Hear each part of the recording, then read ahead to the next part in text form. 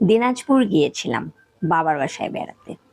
দিনাজপুরে যাব আর বৃষ্টির সাথে দেখা করব না, তা কি হয়? মোবাইলটা রেজিস্টার দিয়েছি, সো কারো নাম্বার আমার কাছে নাই, সবার নাম্বার ডিলিট হয়ে গেছে।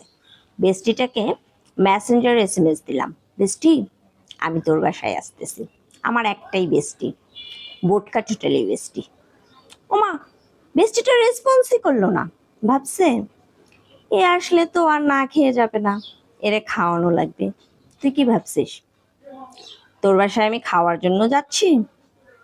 অফকোর্স মাই লাভ, আমি তো না খেয়ে আসতাম না, খেয়ে দিয়ে তারপরই আসতাম। ও রেসপন্স করেনি কেন জানো? রান্না করতে পারে না, বেটকানো রান্না, এই কারণে রেসপন্স করে নাই। ভুটকা ছোটালি বেস্টি, বেস্টি কোথাকার।